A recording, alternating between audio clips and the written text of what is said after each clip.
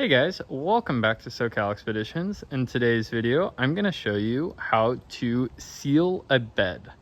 And why you'd want to do this is if you're preparing for putting a camper shell on, a topper, anything that's going to be in the bed here and you want to seal this bed off, I'm going to show you how to do it. So that's what we're going to focus on today. There's not a single good video that shows this process, and I've done it multiple times. So let me tell you the steps we're going to take. So when it comes to sealing the bed of one of these trucks, whatever truck it is, the first thing you're going to want to do is seal underneath these bed caps. And the reason I say this is because water gets up inside of this side, and when you're driving, it just gets pushed in and it will literally just start dripping out right here. So if you don't seal underneath these bed caps, you will have water come in no matter what. Now this front rail right here, as you can see, we're not going to need to seal here, but step number 2 is going to be this gap right here. So you can see just this tiny little gap where there's some old butyl, and you can use butyl tape to seal this area up. We're gonna go through these step by step, but I just wanna give you a good overview. Next up, we're gonna have the bed rails.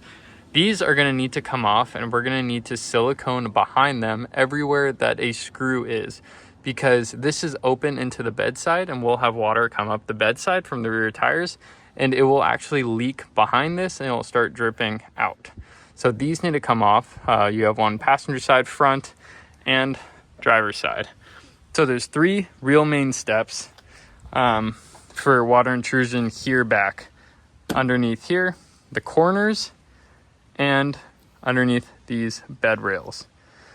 We're also gonna have a tailgate seal. So we're gonna need to seal up the back tailgate using an ESI tailgate seal. That will not be a part of this video, but it is very, very simple to do that. If I can fit it in the video, I will, but for now, I don't plan on doing it. But note, you can use that to fill up the back. When it comes to removing these, what I've learned is jiggling it side to side while simultaneously lifting up.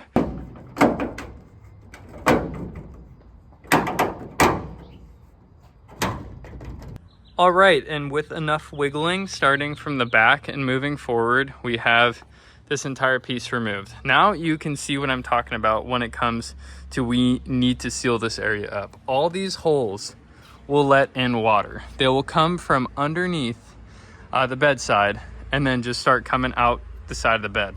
So we're gonna need to cover all this up. What we're first gonna do is grab some spray wax and clean all this dirt off. And then we're gonna use some aluminum tape. HVAC tape will work, and we're gonna cover all this up. And then we'll just do little slots where we need to so that the bed cap can clip back in after we do some silicone. Next thing to do is to use acetone on a paper towel before we put down some tape like this. So here you go, Flex Fix. There's gonna be a link in the description for something very similar to this.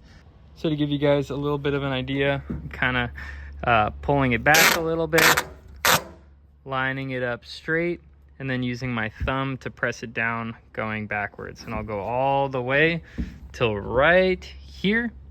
And then I'll put the last I'll make the last cut and I'll stick it down so it doesn't stick out and protrude. It's really easy, guys. When you are done taping, it should look something like this. This is 3 rows for my Tundra. You can see that it stops right at the edge here. It's covering the very last hole. Nowhere is the tape going to show because of how I cut it. Everything is pushed down. It is stuck well. And this is exactly what you want. Just like that, this bed cap is off. 0 broken clips with the jiggly method. We're going to go ahead, clean off this side again, grab paper towel, acetone it, then tape it just like we did the driver's side. All right, we have the first layer done on the passenger side.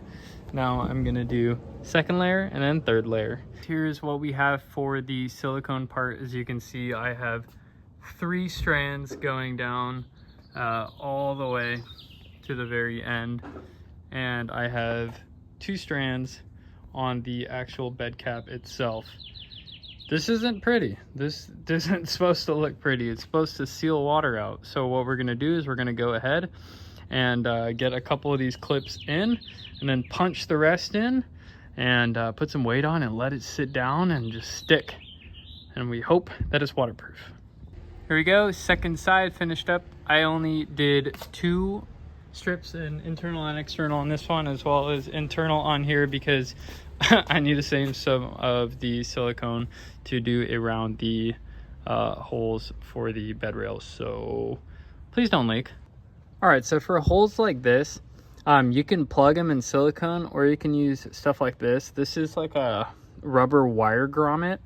I like to use these because they look pretty clean when installed. I'll show you what it looks like in a second, but you kind of just squish it all in there, and it has a channel to sit around the bed, and this keeps things really watertight. So I'll post a link in the description where I bought these on Amazon. All right, guys, for the bed rails, what you're gonna do is just put a circle of silicone around every single hole. For this middle section, I just covered it. There's just a gap right here, and there's nothing else that goes there, no bolt, so just covered it up. But all these bed rails, you just put a little circle of silicone around it, and then bolt the bed rail back up. Yesterday we left off with putting the bed caps on, getting these all siliconed, taped, good to go, and then we also got the bed rails put on and some silicone behind them as well. Let me jump in and I'll show you guys a little bit closer look. So taking another look at the bed rail, you can see the screws protruding, some of the silicone protruding in the back here. We can actually feel the screw, and there is silicone around it too, so we know that we did a good job sealing it.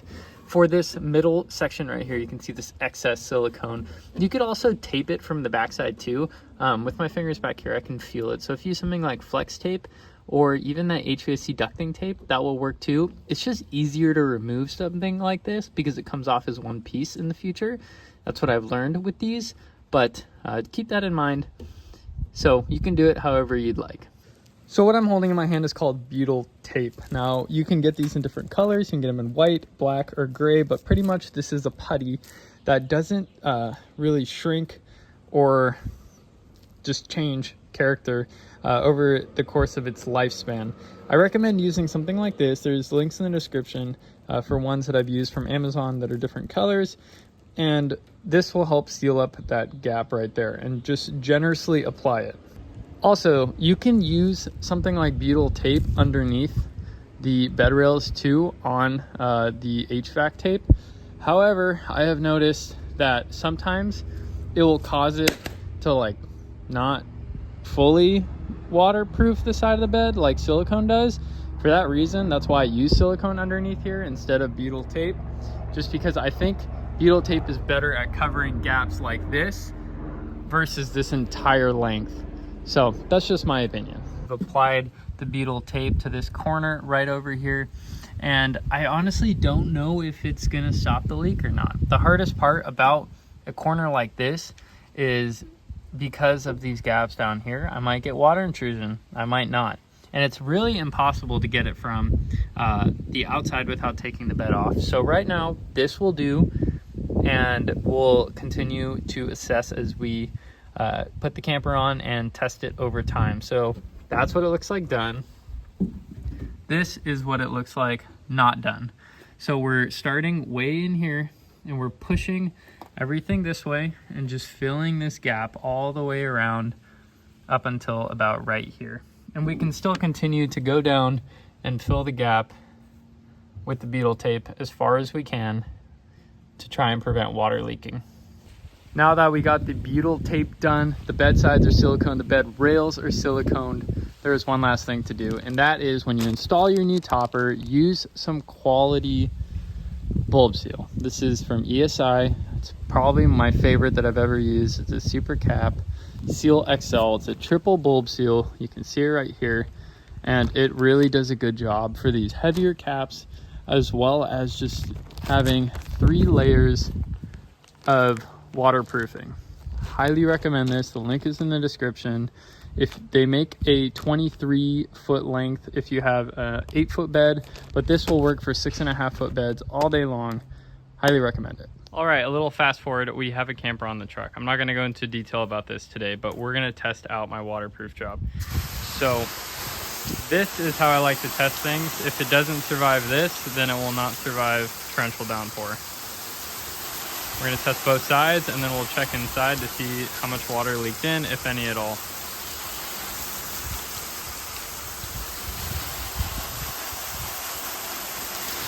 Go get the other side.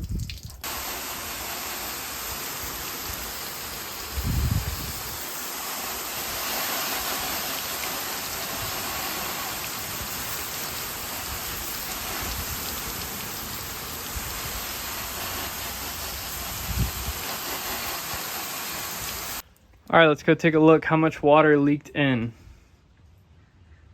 Oh, see a couple leaks starting right there. Looks like we got area to fill over there and just right there. So let's go pinpoint if those are coming from up top or they're coming from that little slit alongside right here. Let's go take a look. All right, taking a look at this left corner, it looks like the water is actually coming in right here, which is okay. But this is where we want it to come in because I can seam seal this whole area and I know there's a gap right here.